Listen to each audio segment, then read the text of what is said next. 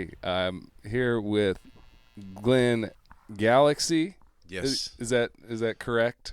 correct. It's on your birth certificate. Yeah, Uh, Glenn Galaxy, Glenn Galloway. Galaxalag. Yep. Are there any more that I should know about? I think that covers it. Okay. Yep. Glenn has a lot of different music projects Mm-hmm. that are all very unique in their own ways. And I'm here today at his Singing Serpent studio in San Diego to discuss his band Soul Junk, which what was the is Soul Junk essentially you're the constant Yeah. in Yeah. Soul Junk, and it's been I'd like to say at least 4 or 5 different bands over the years. Yeah. So, I have been a constant. My brother John has been the bass player for most of it. Mm-hmm. Um, and then the current lineup has been the same. Um, it's my son Judah on drums, my brother John on bass, and my brother Brian on guitar and keys. And So it's a family unit. it is definitely a family unit. Yep. And Wow. that was ever since. That's been about 12 years now. Wow. Yeah. Great. So are you still currently, like, is Soul Junk active at the moment, would you say, or? We so the last thing we did was we played 13 months ago. We did a show, and anytime, and then before that we played in Norway at a festival. And so it's kind of been, people will say, "Hey, does Soul Junk want to play?" And then, you know, we'll just practice like crazy for 2 months. I don't I don't like the reunion show thing, so I want it to feel like an active band, you know? Yeah, yeah. So, yeah. Well, that's great. Mhm. So how did it come about? Soul Junk came about in 1993, and I was in the back of a pickup truck, and I was with Truman's Water, and we were on a U.S. tour. Truman's Water, just some background for Truman's Water was this very noisy noise rock band in the early 90s, and it was wonderful. We just started very close to here in San Diego, and these guys put an ad in the paper, and it was like uh, vocalist wanted, brains optional.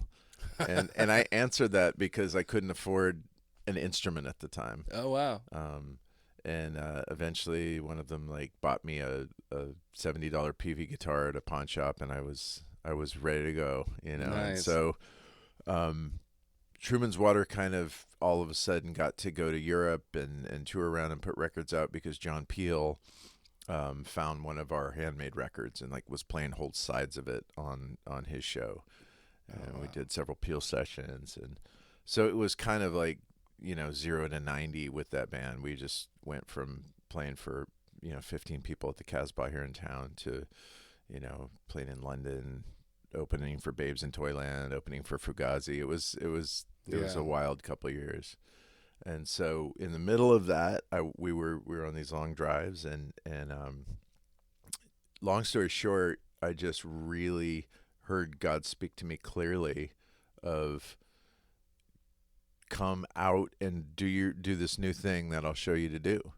And it was the most bizarre experience because it was just we'd have these long drives, and I just remember I read the Gospel of Luke front to back on a drive from Louisville to DC, and then the next day we drove from DC to Chapel Hill, and I read all of the Book of Acts, and it was following that where I was just like, this is where I'm living, and that was in the days following was when I heard God just speak like, I got something new for you, and It sure was too.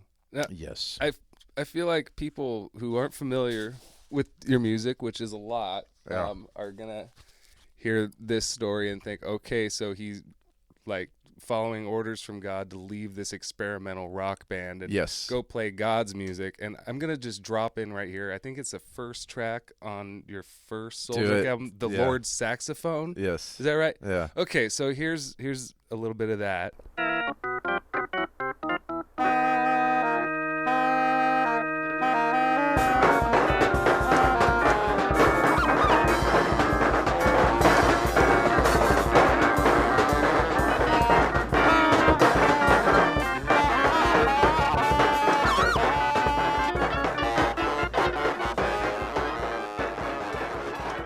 Classic gospel. Yes. Right? Absolutely. Absolutely. And so that album and subsequent ones for a while, it was pretty much just straight up biblical lyric content, right? Mm-hmm. With the occasional like, yeah, all right, thrown in. Exactly. I mean, you had some original lyrics on those as well. Yeah. The bulk. That was that just what? Yeah, I guess what it was is I was in a very strange headspace of I was one of these like most of what I was listening to that at that time was like Japanese noise, free jazz. Like it was kind of like as far as you can stretch me, that's where I want to go. I love the boredoms. I loved, I remember I was listening to like late period Coltrane all the time, Eiler. I remember a voice crack record, Borba Magus, that I loved. Like I was into just going as far sonically as I could. Yeah. But at the same time, I had come off several years of running as hard as I could from God, and having Him find me at the end of that. And so when I reconnected, it was deep. Like it was kind of like, I remember just going like, I can't go back to what I had before, but feeling God just say like, don't worry, I have something more for you. So I was on this very unique trajectory of being like all in spiritually, spending just tons of time with God, tons of time, just like really saying, show me what it means to be alive spiritually. Show me who you are. Show me. And at the same time, like chasing after the most bizarre noise that I could find, Yeah. So then to me the first Soul Junk record was like, well, this is what gospel music should be, right? It was the early 90s. And by that time, like some of the like I would listen to 60s and early 70s gospel, and I would just be like, this is incredible. Where did we wander from this? This is raw, this is pure, this is just coming, like this is inspired, and I would listen to late 80s, early 90s, just like, jazz chops to the nines, overproduced in my mind, to somebody who's listening to the late period Coltrane. Yeah. I'm like, I want to feel this. I want to like, so yeah, the early Soul Junk was just very much just like, let it rip, let it roar. Way too Christian for the weirdos, way too weirdo for the Christians. Yeah. Is perfect. The perfect storm. Yeah, absolutely. Which album was that Kingdom Fruits song? The one I'm talking about? Yeah. I feel like that's a real good example of just like taking the scripture from the Bible, but like making it into like your own thing and like totally owning it and screaming your head off. Yeah.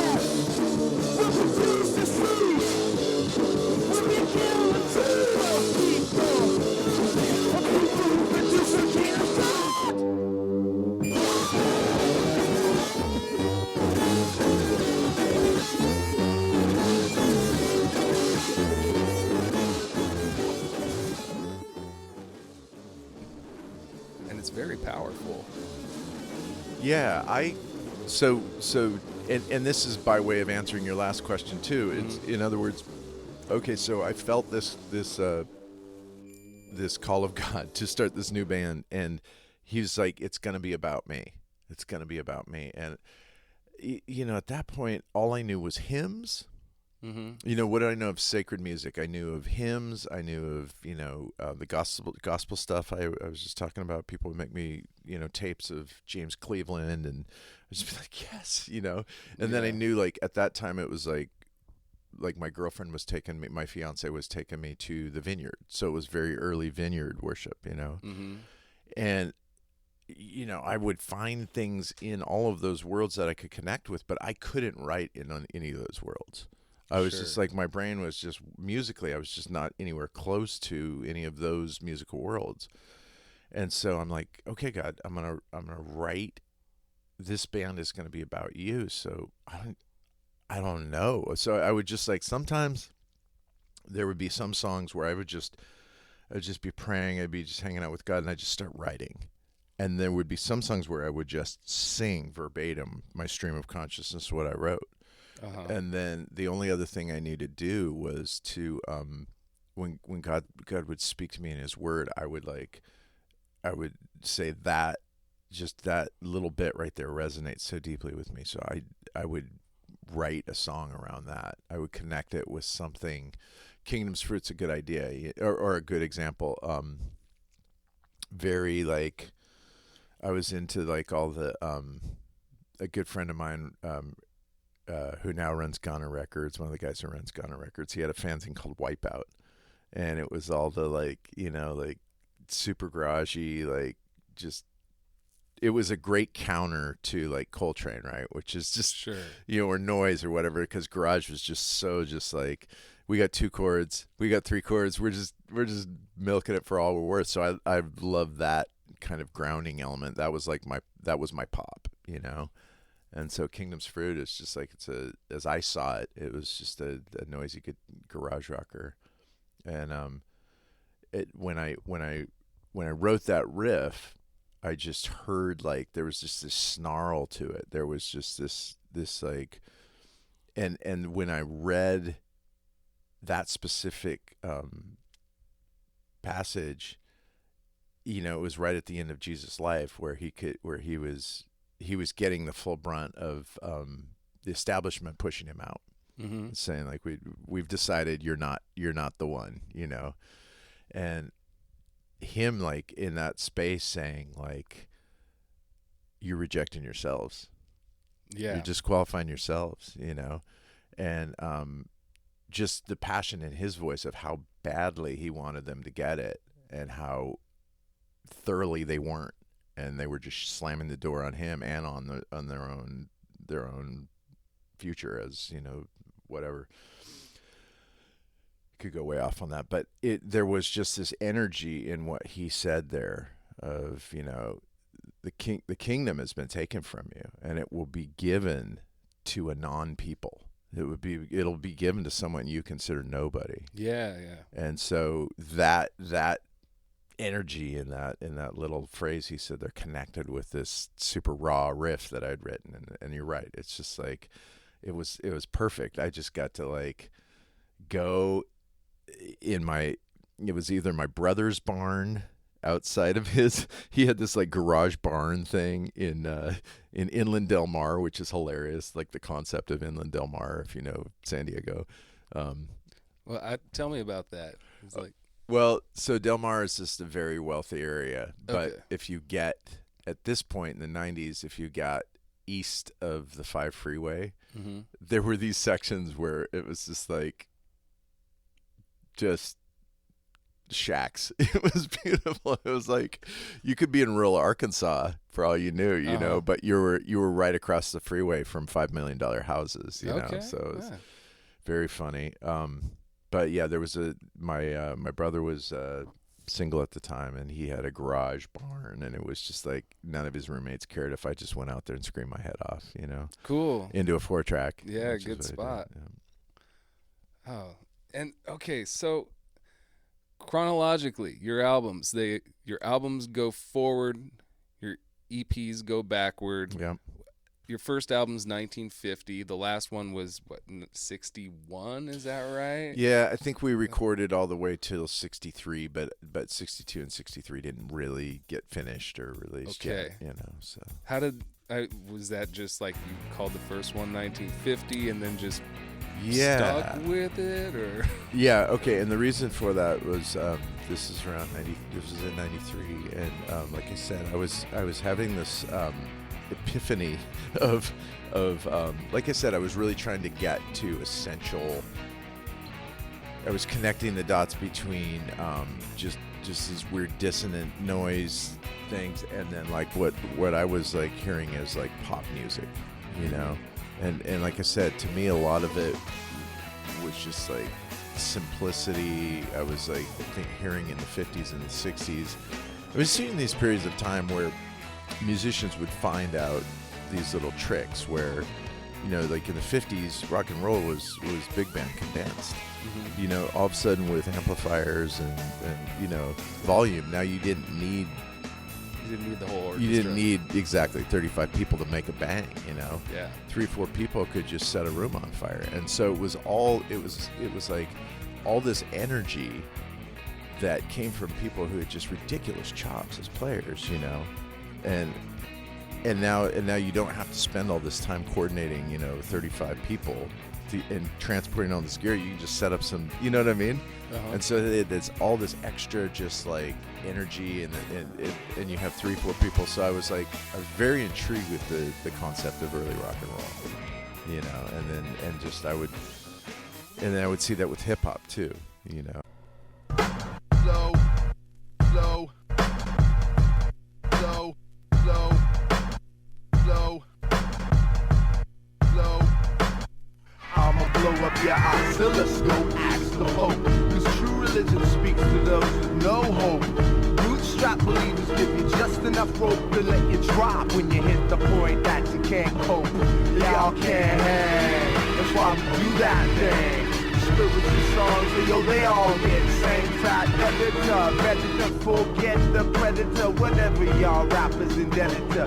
Call up your senator, vote for new style. We do rile, any crowd would have to clue now. Representatives up in the house and you'll die. Congressional taking the floor with Deuce Wide.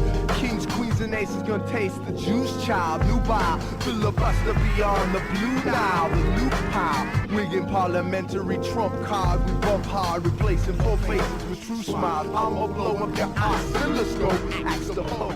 Yeah, Soul Junk sort of became more of a hip-hop entity about the time I think I first saw y'all in maybe like 1998. So what did you first hear of us? It was our mutual friend Orlando Greenhill, I believe, turned me on to 1955. Okay. Because he was in Javelina Rail Company, which was on Jackson Rubio Records, which I don't even remember how the hell I met Orlando. It was just like it had to happen. Yeah.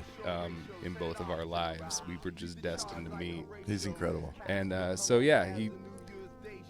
went to one of his shows somewhere, and we were looking at like the Jackson Rubio merch table. He's like, hey Matt, to Matt Wignall, the guy who ran the label. He's like, can I give this to Mark? And it's like, sure. And so he gave me 1955, and it was over. I was a devotee for life after that. I had never heard such weird ass inside out space alien hip hop. It's ridiculous. Like psychedelic trance music, and just experiments in stereo. Yeah. And studies on I don't know. That album just like there's nothing there was nothing like it. Filtered on location. We're firm with the slurred speech, teaching blurry vision. Bring you much, not merciful jugular vision. My mission is to phase out the brazen imitation. The suckers could favor, but still they got no flavor. Flushed out the touch, some color by numbers. We save you the trouble of slaving as a double of a jump. You played out your microphone Trump last summer. We slammed down the hammer on the slumlord. Carved out my own corner of the universe. in the sector by the power of the resurrector. Christ has authority in me, so reap the benefits and don't quit. 16 pounds dropped on your block, flipping your left back and shredding your socks. Let me rewind your clocks to the year 3380, the year that infinity hit your vicinity. Juice came up with that and the reaper got rocked. It's kind of funny, right? Because if that's your starting point, then you're game for anything. Yeah, Because it's 2.5 hours. It's like unedited, unabridged. You know, it's you're finding a band that is writing in like this beautiful confusion of like.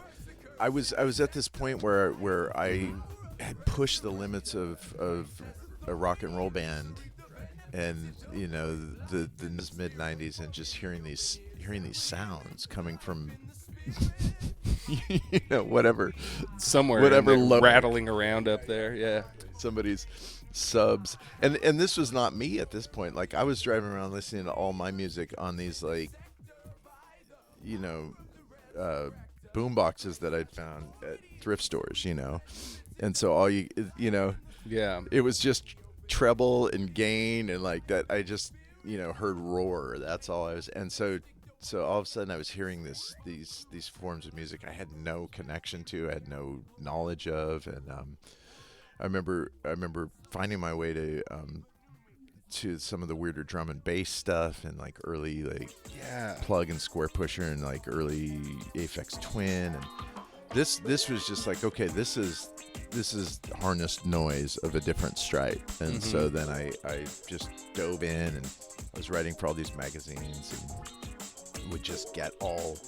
I didn't make any money at that time. I would get all my new music through writing through magazines and trading, you know, whatever I wasn't listening to all the time to get just this rabid appetite for new music at that time. Did you know you could rap? I mean, no. That's the craziest thing is that you've got a very natural you have a very natural approach to it. Yeah. The lyrics are just off the wall. Especially coming from the band's previous lyrical content. Sure. It got very surreal, I want to say. Yeah. And you know, like a lot of symbolism and everything like that, but just the wordplay. It's like, you could be like a crossword editor or something. Just like the crazy twists and turns with the English language that just. Really interesting choices. I think I've always been fascinated with things that seem to defy gravity. You know, I mean, when I was a kid, like, you know, I love like Lewis, you like Walrus and the Carpenter. You know, like I just love stream of consciousness. I mean, I remember being a high schooler and being into T.S. Eliot. You know, and abstract, like super abstract art, and I just that sort of like Dadaist, absurdist hip hop thing. There were just like in the 90s, there were just little glimmers of it because it was so. I remember being like in school, late 80s, and I remember I had a cassette tape with Sex Pistols, Nevermind the Bollocks on one side, and Public Enemy's Nation of Millions on the other side, and it made perfect sense to me. Like it was just like these are two sides of the same coin. Yeah, you know, but. To me, in my early exposure to hip hop, it was not party music. It was very aggressive.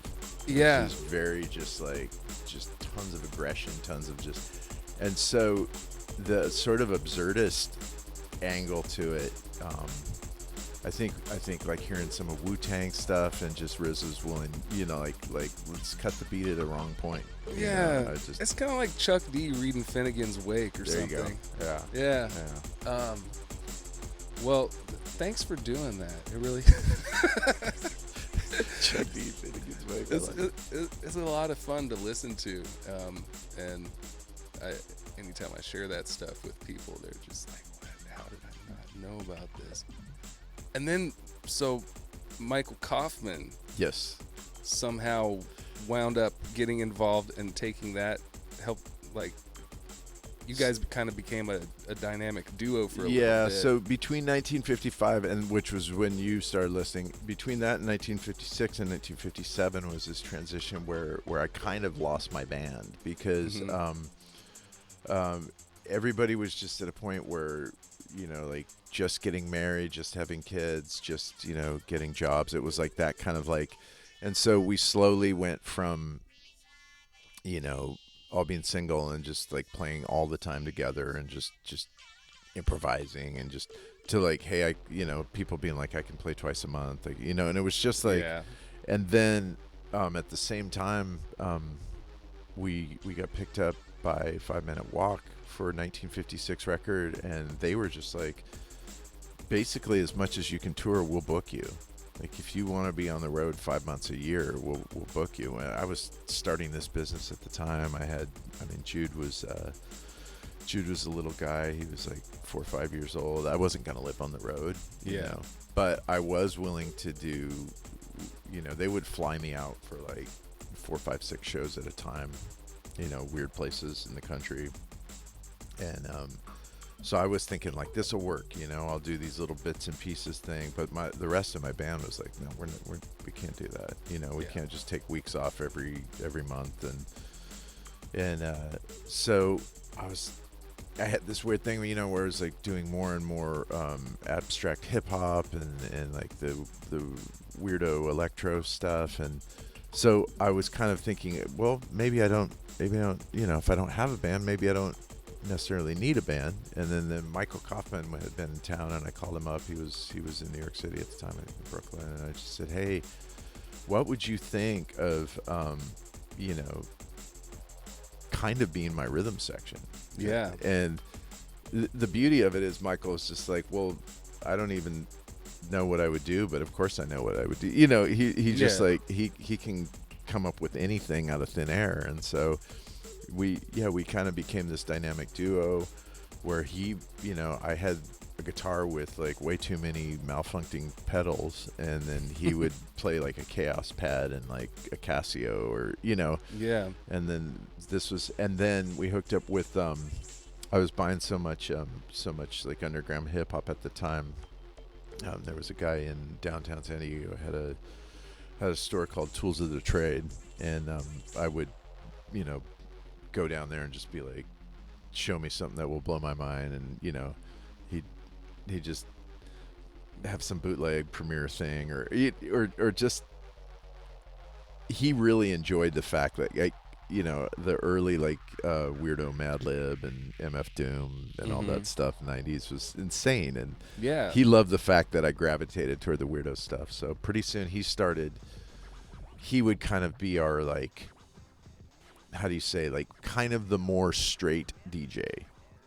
In Soul Junk terms, straight DJ, it doesn't really mean it, because he was still pretty out there. Exactly. He would like play like bizarre breaks, and then he would fragment them and dissect them and throw them out of beat and everything. And then you had Michael over on the other side, who was a complete randomizer. You know, he's just playing like robot sounds through you know, Chaos Pad. Yeah, there was a lot of very glitchy things happening.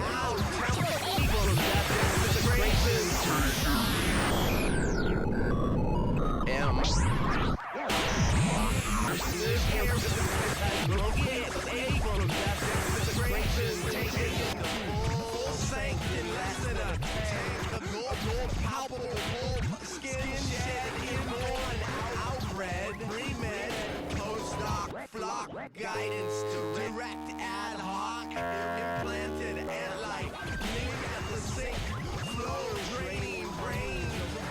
So that was fun. That was a really fun era because it was the three of us, and we toured over Europe and played you know, trips to the East Coast and stuff together. Was that Soul Junk's first time in Europe? Or?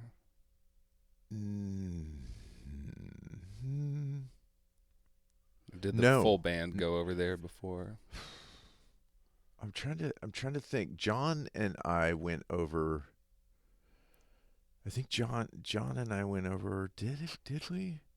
Because Truman's Water would have us open for them every now and then, like, in Italy and Spain, and sometimes we would Soul Junk would share Truman's drummer, Kevin Cassell. And I Okay. think my brother John went with me at least 1 or 2 times.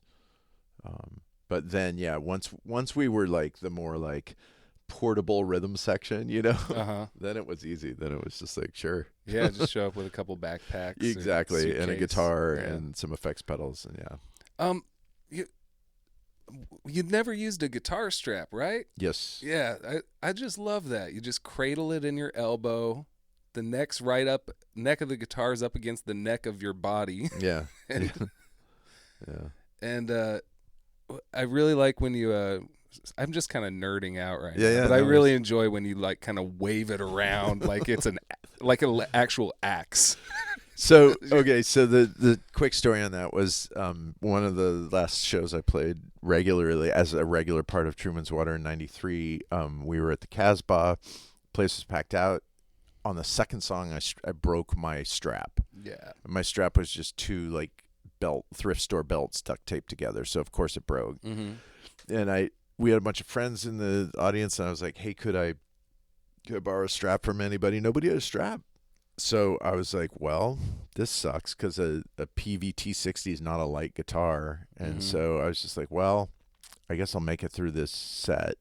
It was like one of those things where you just feel like, well, the set is ruined. We'll just make it through as best as we can. Yeah. And then somewhere around the like 4th or 5th song, I was like, this is actually doable. Like I'm going to actually be able to make this and have fun with it. And by the end of the set, I was really enjoying it, And the weird glitch in it is I've played my own tuning ever since 1990, 1991. I made up my own tuning, and it's very, very caveman. It's all E's and B's. Yeah. So Big power chord. right. So I think that allows for me to be able to like every chord formation. I'm not doing these weird things. I can cradle it between these, and so I found like this works. So then after that show, I just thought, hey, I'm going to figure out how to do this. And I got a lighter guitar from a pawn shop, Mm-hmm. some $10 guitar that was super light. Yeah, you got what, a K or a Dan Electro or? Well, now I have a Dan Electro, but at that time it was like a no-name, $10 guitar. Nice. And, but yeah, no, it became something where I'm like, I love this. So I played a Les Paul for a while, and then I had to wear a strap, but then I just kind of figured out like I do better with single pickups and lighter, like I'm going for a less meatier sound, Uh-huh. a less meaty sound. So yeah, so the thinner guitars, the Dan Electros work great.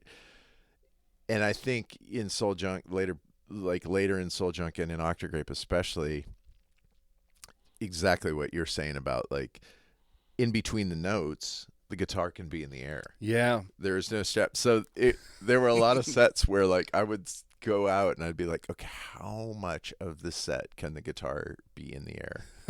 Because it can, You ever had any unfortunate accidents wielding your axe like that? Yes. Yeah. Anybody take it to the skull or? No. Okay. Well, I did hit Jude. It was not nice. It was That's like your son? my son. He was, and it was during it was at Biola. It was during the Jackson Rubio days. So Uh-huh. you might have even been there. We were playing with Javelina. Yeah, it could have been. I went to a bunch of those. Jude came up on stage. He was like 5 years old, and he just came up and he had this plastic guitar and he was jumping around. And I think he actually got. I was jumping around. I don't know if the guitar hit him or I hit him, but Oh, man. It wasn't like, You guys are okay now, though, we're right? Okay. Yeah. We're okay. So you mentioned Octagrape. Yep. I don't want to skip over because we talked about like sort of the deep glitchy hip hop era. Yeah. And you sort of transitioned back into like more of a heavy, sludgy, ultra biblical theme. Yeah. Yeah, good. So chronologically, just in a more linear, like, so yeah, you open up with the super like Skronky, like free jazz, and then just super thin 2 guitar and destroyed drums, you know, Mhm. stuff that characterizes the early albums. Then the like an actual rock band forms around that, Mhm. you know, so you have a little more full spectrum, you know, rock Right. era. Say 1953. 53 would be, and part of 55, yeah. Yeah, 55 had a lot of rock on it. Yeah, and like recorded at a bigger studio. Sound fully realized, yeah. Yeah, and then transitioning into more of the glitch hop stuff. Mhm. You know, 1956 had more like garage rock and, you know, glitchy hip hop. It's like a little bit of like Baroque hip hop even. Yeah, Some of you're it. totally right. We had like the string section and Checking yeah, if your yeah, church got built by man. Let's liquidate the physical, let's see what still stands. Cause if your church not made with hands, indivisible, one mind, invisible, that's right. Checking if your church got built by man. Let's liquidate the physical, let's see what still stands. Cause if your church not made with hands, indivisible, one mind, invisible, that's right. I see what you call the church getting chubby in the waist. So if I ain't to your taste, have some peace, take some grace. But let's get the inner tube out religion's middle, where tradition reigns supreme and the spirit second fiddle. These live their life under some milk and chewing the cud. That's why it's time for eat my flesh and drink my blood. I love doing that. I think Bowie was huge. I love the Bowie weird string arrangements. You know? So that was that era, and then you're right. Then it went like full. You know, 57 and 58 were just straight up glitch hop. You know, there was no rock band. Very harsh. Yes. Sonically. Yes. Yes. Yeah. I was very touched by those. Yeah. No, that was fun. And then it was I guess, was it 59? Yeah, so then at that point Michael moved away, and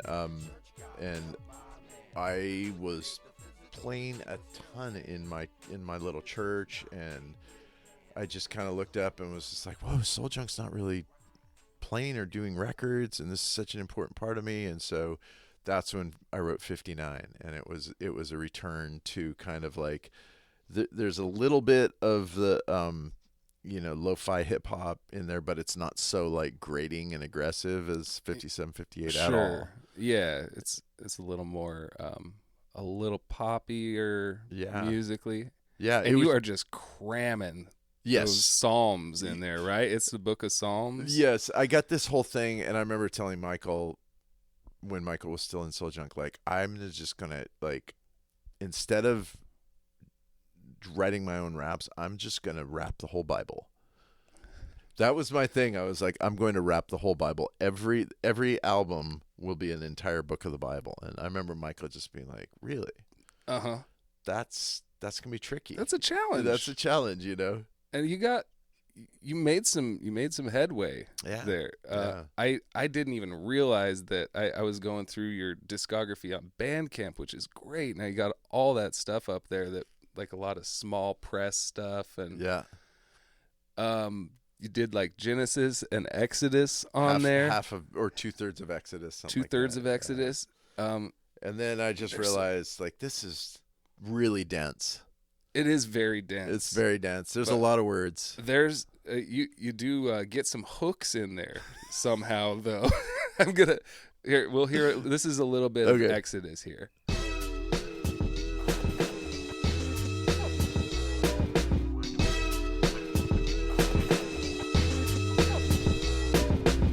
Then Moses answered and said, but suppose they will not believe me or listen to my voice. Suppose they say the Lord has not appeared to you. So the Lord said to him, what is in your hand? He said, a rod. And he said, cast it on the ground. So he cast it on the ground, and it became a serpent, and Moses fled from it. Then the Lord said to Moses, reach out your hand and take it by the tail. And he reached out his hand and caught it, and it became a rod in his hand, that they may believe that the Lord God of their fathers, the God of Abraham, the God of Isaac, the God of Jacob, has appeared to you. Furthermore, the Lord said to him, now put your hand into your bosom.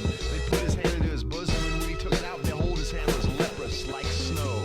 And he said, put your hand in your bosom again. So he put his hand in his bosom again, drew it out of his bosom. Behold, it was restored like his other flesh. And then it will be, if they do not believe you, nor Are you imagining it? I'm imagining. Yeah. I forget forget which one I was gonna play, but I don't think I decided. Anyways, yeah. So, are you still planning on? Is this still a life goal of yours? So no, at that point, I just realized like, okay, the Psalms are actually this is. They're intended as they are songs. intended to be songs, and so I started singing entire psalms, and that was 1959 was the first 23 psalms, all verbatim. Talking a lot about statutes. Yes. And- Well, no, that's sick. 1960. That's 1960. Okay. And so there's a big transition between those two because 1959 is still the glitch hoppy kind of stuff with actual songs written over the guitar songs or piano songs written over them, where I'm singing the first 23 psalms. 1960 is, you're right, that's when it gets into, like, all of a sudden I just realized I miss the just ridiculous, like, just massive rock cacophony that I had going with Truman's Water. I really started missing that, large rock feel. Yeah. Dissonant large rock. And I got this weird. We were down in Mexico doing something, and somebody was blaring an ELO song, and I was just like, "What an amazing concept! If we could like blend these ridiculous string arrangements of this early ELO stuff and like a dissonant, like Truman's Water, USA as a Monster, like." This just massive dissonant guitar rock, and so that was the inspiration for 1960, and it's all of Psalm 119, and you were correct. There's tons of precepts and statutes. Yeah. Yes.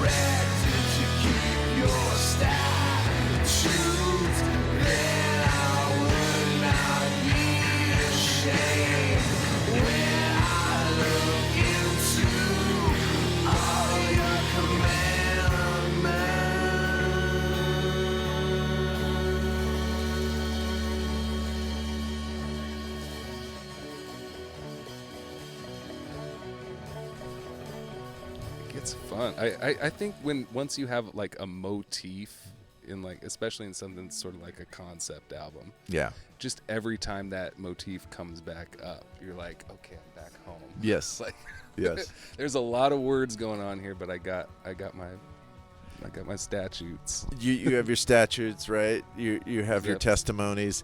Daniel Smith was really good at Of Danielson family. exactly. Yeah. He recorded that record. We recorded that record together in South Jersey. He actually recorded it, and I just played it with the band. And we had a makeshift band for that album, which was wonderful. It was Brian Cantrell, who I'd played with previously on 1952 and 1953, like the earlier soul junk rock stuff, and we had played in hardcore bands together in high school, and so he was great. He flew out to Jersey, and he was like the proper drummer on that record, and he could deliver the thunder. And then for the rest of the band, we had Emil Nikolevson from Oslo, from the band Silver. Oh, come on. He was in Royal. Emil's amazing. He did a record with Todd Rundgren recently. Oh wow. Yeah. So he played bass, and then Todd Fatal from Portland played keys. And so it was just like nobody really knew the songs before we showed up, but like those players just got it and delivered it, and that record was so much fun to do. But yeah, it was an anomaly because that band never played together live. Sure. You know. Yeah. And then the next album, 61. That's when the family band really kicked in, because right when I came back from recording 1960, Jude was 11 and he was 10, 11. He was starting to play drums, and he was getting really sick of the rudiments, you know, the precepts. He just wanted to like rock. So he was listening to my rough mixes of 1960, and he loved them. And he would just, there was one day I came home and I heard him downstairs practicing, and I thought, I recognize that beat. And I went down there, I'm like, what are you playing? And he had the headphones on. He was playing with my rough mixes from that record. And I had my amp down there. I was like, do you want me to just like play the song, you know, take the headphones off? He's like, that would be great. And that's how we started playing together. Oh, cool. And so we made this crazy transition from, you know, Brian Cantrell, this amazing drummer who had played for decades, you know, and was like bringing the thunder rock, and all of a sudden now my 11-year-old son is playing those songs, you know. Yeah, your spawn. Yes, just rocking his face off. And that was like 1961 was written out of that, you know, kind of that energy of like, oh, we can play every night if we want, 15, 20 minutes downstairs. And my daughter started playing keys with us, and and then once a week, my two brothers would come over and join us, John and Brian. Yeah. And that became the family band. And yes. Wow. Yeah, that's the dream, I guess. My daughters are 2 and 4, and we don't have a drum kit, but anytime they see one, they attack. Yeah. They love it. Yeah. They'll take up half the drum kit each and both blast out their own beats and sing their own songs. Yeah. Separate from each other at the same time. Yeah. And it's great. I'm guessing Judah was like that. In some way. He really was, and I feel like I've always had this sense that, you know, I remember thinking kids could learn free jazz, you know. Of course, kids don't necessarily want to listen to free jazz. Yeah, not necessarily. But at the same time, it's just like, you know, there is something just incredibly naively beautiful about that, of like, we don't pretend to know anything. Let's just go with what is coming out right now on whatever instrument is in front of us right now. And that's how a kid plays music. Yep. You put things to bash in front of them, they will bash them, you know. And that's the way I learned to play drums for the first Soul Junk album. Is I realized when I left Truman's Water that I was stepping out into midair, and none of my weirdo rock friends were going to be able to follow me into making this God music, and none of my God friends were going to understand the context musically. So the first 2 albums were just all me. Yeah. And I didn't play drums really at that time, and so what I did was I had a friend with the studio who gave me a key to his back room where the drums were set up.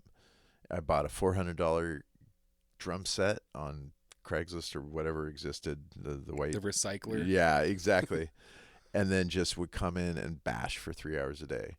And so I did that for 3 weeks straight, and then we recorded 1950. So it was just me being like a 4-year-old with a drum set. And you know what I mean? Like when I would bash for 3 hours, I wouldn't do rudiments. I wouldn't play beats. I would do whatever I wanted. I would just hit stuff and then let it turn into something. And it was really fun talking to drummer friends afterwards who would